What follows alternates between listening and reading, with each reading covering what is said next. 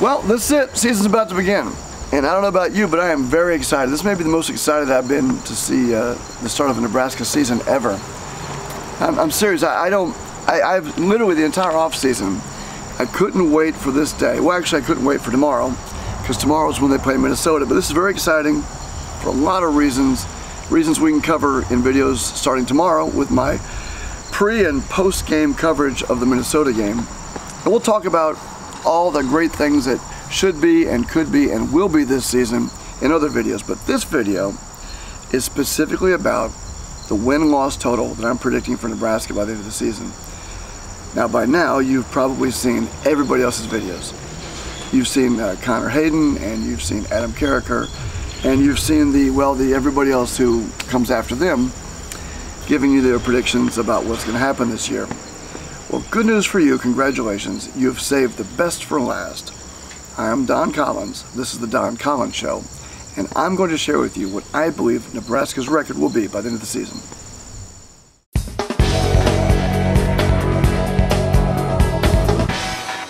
There's a Japanese proverb, or maybe it's a Chinese proverb, or maybe it's some proverb from some culture from a long time ago that says, perfection is not when there's nothing left to add. Perfection is when there's nothing left to take away. And if you want to find out what Nebraska is going to do this year, the first thing I think you need to do is remove the things that are not going to happen.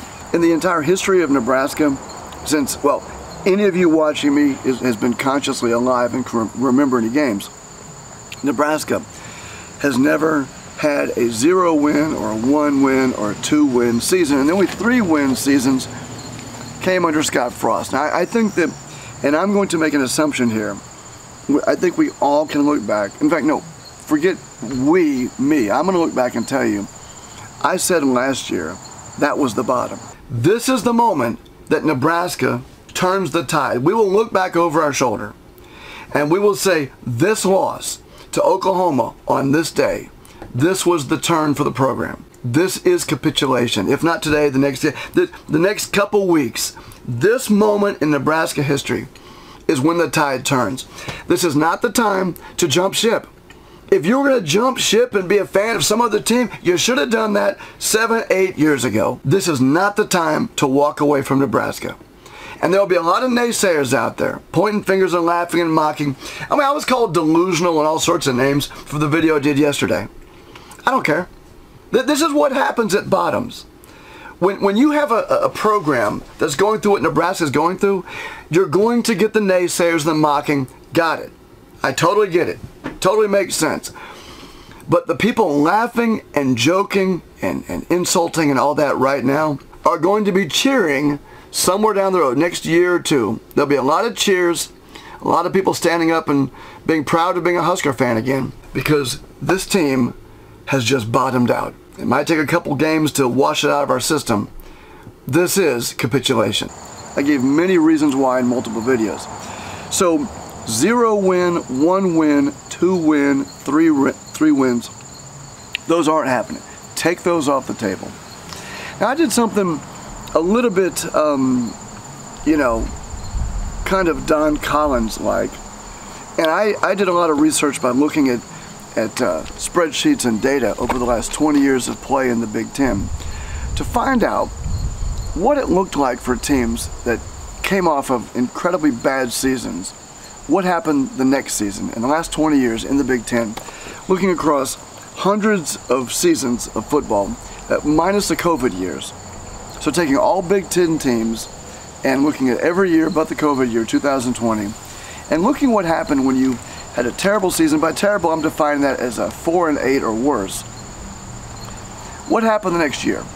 Well, to remove more from our discussion here of the things that aren't going to happen for Nebraska in 2023, well, there were no 12-0 seasons, there were no 11-1, and the only 10-win season was a team that took 10 wins into the playoffs. And so I'm going to say out of 48 total potential seasons where you had a 4-8 the year before, next year's season on average was a 5-7, and there were no 12, 11, or 10-win season. Well, there was one 10-win season. So statistically speaking, 1 out of 48 being 10 wins or more tells me probably not going to happen. I'm not a big believer in the things that have never happened happening, and I don't think anyone gets that right. So we've got 0, 1, 2, and 3, 10, 11, and 12 off the table. I told you last year I think 4 and 8 was the bottom. The average win-loss percentage of a team that went 4 and 8 or worse in the Big Ten in the last 20 years was 5 and 7. So if I think 4 and 8 is the bottom, and the average win of a Big Ten team after going 4 and 8 or worse next year was 5 and 7, well, then I'm going to go with 5 and 7 as the new bottom for Nebraska in 2023. I want you to look back at the last season, at the games that were lost. There were 5 games that were lost last year by a touchdown or less, a couple by a field goal, one by 1 point, and that means there was a large percentage of Nebraska games last year that were lost by margins that I think we can attribute to lousy coaching, team drama, demoralized players, the kind of losses that Nebraska's had over the last few seasons, again, for reasons I don't think have anything to do with the talent on the field. Now, I've heard other people say the same thing, that they think somewhere between 2 and 3 games last year you could attribute directly to terrible coaching, bad clock management, bad play calling, or whatever. Again, demoralized players. If that's the case, I'll dumb that down and say just 1 game. I'm just going to give Nebraska 1 game in 2023 because the coaching staff is better. So if we're at 5 and 7 as what would just be the statistical bottom, and I'm going to give Nebraska just 1 game in some close game where Nebraska pulls it out based on better coaching, better morale of the players, play calling and clock management, that takes you to 6 and 6. So congratulations, there should be a bell sounding right about now in this video. Nebraska is going to a bowl game. So the first prediction I'm going to make is that Nebraska goes at least 6 and 6 and goes to a bowl game. But how do you go from 6 and 6 to 9 and 3? Or is it even possible? Well, if you look at the games that Nebraska should win, and I'll put those up on the screen right now. The games that Nebraska should win are Colorado, Northern Illinois, Louisiana Tech. By the way, that's Louisiana, not Louisiana. Northwestern, Purdue, Maryland, and Iowa. Now those are the games that I think Nebraska should win. That takes you from 6 and 6 to 7 and 5. Now I say should win because on paper these teams don't match up with Nebraska's talent. And if I think we're at 6 and 6 anyway, Nebraska to win or to go 7 and 5 just has to beat one of the teams they're supposed to beat, or more accurately, not lose to one of the teams they're not supposed to lose to. So how do you go from 7 and 5 to 9 and 3? Is 9 and 3 possible? Well, again, 9 and 3 is tough. Because to get to 9 and 3, you got to beat Michigan or Michigan State, or you got to beat Wisconsin or Minnesota or Illinois. Well, on the list right now, I'm going to go with Illinois is probably the most likely scenario that takes Nebraska to their 8th win of the season, or an 8-win total. But I think, and this is going to sound absolutely insane, but I think the game of the year to circle is Michigan. I think that that's a game where every single person, everyone watching right now, thinks there's no way Nebraska can win. It's, I think, a trap game for Michigan, and I think it's a game that Nebraska will have 0 pressure at or in, and I think all the pressure will be on Michigan, and I think that it is probable that Nebraska wins against one of the teams I just mentioned, the teams they're not supposed to win against. That takes Nebraska to 8 and 4. And I think you get to 9 and 3 with a special, completely unexpected, no one would ever see it coming, victory against Michigan at home. So I believe the likely scenario for Nebraska is 7 and 5 with a possible scenario of 8 and 4 and maybe 9 and 3. And for those of you that think, well, you look back at Matt Rule's records at Temple and Baylor, and you say, well, his first seasons there weren't that good. And expectations, Matt Rule's been keeping expectations down.